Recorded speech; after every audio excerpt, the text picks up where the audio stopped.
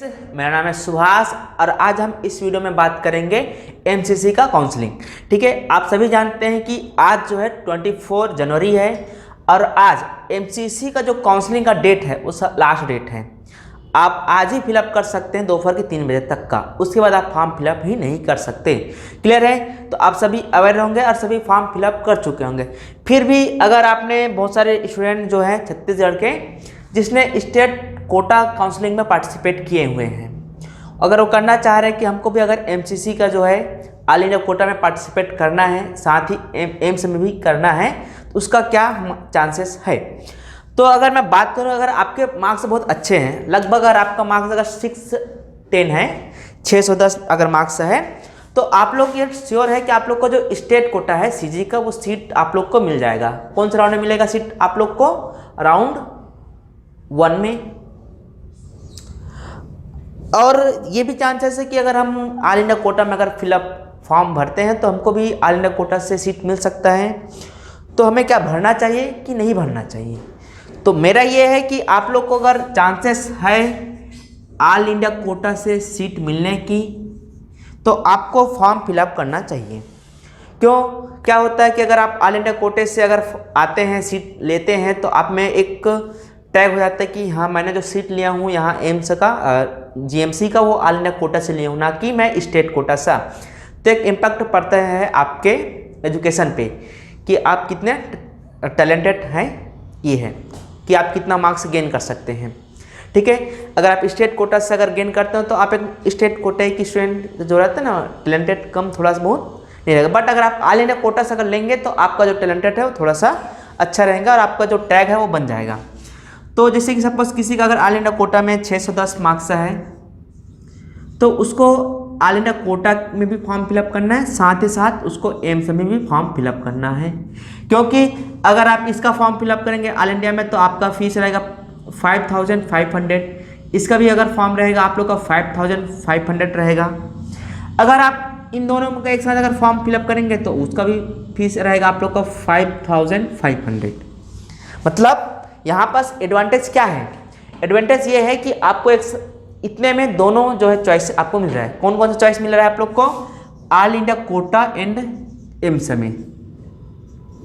ठीक है, ये है।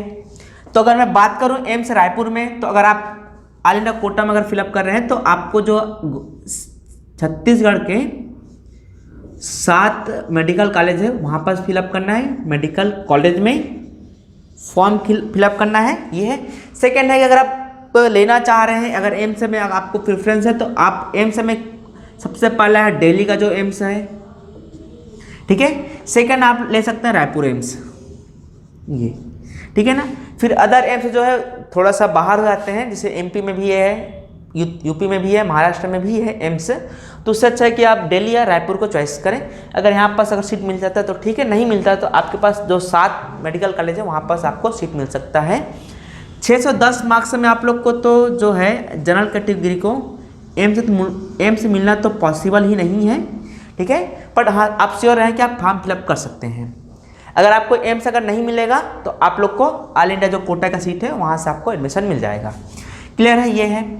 तो ये है। अगर हम बात करें एम्स रायपुर में कि कितना सीट है, एम्स रायपुर में सीट एंड सीट मैट्रिक्स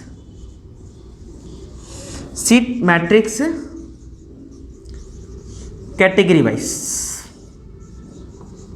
देखिए, एम्स जो रायपुर का जो एम्स है उसका काउंसलिंग आपका एमसीसी कराएगा, वो सेंट्रल यूनिवर्सिटीज है। तो उसका जो सीट मैट्रिक्स डिसाइड करेगा आप लोग का एमसीसी, ना कि स्टेट करेगा। स्टेट करता था कि आप लोग को सीट मैट्रिक्स में एसटी को 30%, स्पेशल एसटी को 30%, बट यहाँ पर ऐसा नहीं रहेगा। इसका जो सीट मैट्रिक्स डिसाइड करेगा आप लोग का एमसीसी, जिसके थ्रू आप लोग का जो सीट मैट्रिक्स बनेगा, मैं यहाँ पर एक बता देता हूँ, इसको रफ कर देता हूँ मैं, ठीक है। तो अगर हम बात करें एम्स रायपुर में तो वहाँ पास 125 एमबीबीएस की सीटें हैं जो कैटेगरी वाइज अलॉट हुआ है, ठीक है। देखिए एम्स रायपुर टोटल सीट की अगर मैं बात करूं, टोटल सीट जो है 125 है, जिसमें से जनरल कैटेगरी का जो है उसके लिए आपके पास 51 सीट ठीक है ना। और जनरल पीडब्ल्यूडी, ठीक है, उसके लिए आपके पास 2 सीट। ईडब्ल्यूएस कैटेगरी जो कैंडिडेट है उसके लिए आपके पास 11 सीट, और ईडब्ल्यूएस पीडब्ल्यूडी इसके लिए है 1 सीट, ये है। फिर आपके पास आता है ओबीसी, ओबीसी के लिए 32 सीट है, और ओबीसी पीडब्ल्यूडी के लिए भी 1 सीट है। क्लियर है। अब आपका आ जाता है एससी, एससी के लिए आपका 17 सीट है, और है आप लोग का पीडब्ल्यूडी जो एससी है उसके लिए आप लोग के पास 1 सीट, ठीक है। और जो एसटी है उसके लिए 9 सीट, और आपका ईडब्ल्यूएस बोलता हूँ मैं, अब पीडब्ल्यूडी जो एसटी है उसके लिए 1 भी सीट नहीं है। तो ये आप लोग का सीट मैट्रिक्स आप यहाँ से देख के पता लगा सकते हैं कि हमको कितने चांसेस है सीट मिलने के। क्लियर है। यहाँ पास ऑल इंडिया से ऑल इंडियन स्टूडेंट्स यहाँ पास अप्लाई कर सकते हैं एम्स में, और साथ में अगर करना चाहेंगे ये जो स्टूडेंट है वो है आपके ऑल इंडिया कोटे के 15% सीटों पे।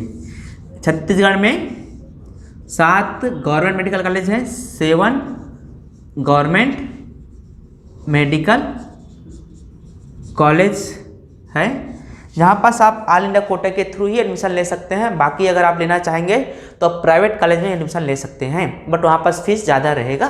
ठीक है, तो ये वीडियो हम यहीं तक का। इस चैनल को लाइक करें, शेयर करें एंड साथ ही साथ सब्सक्राइब भी करें। Thank you very much.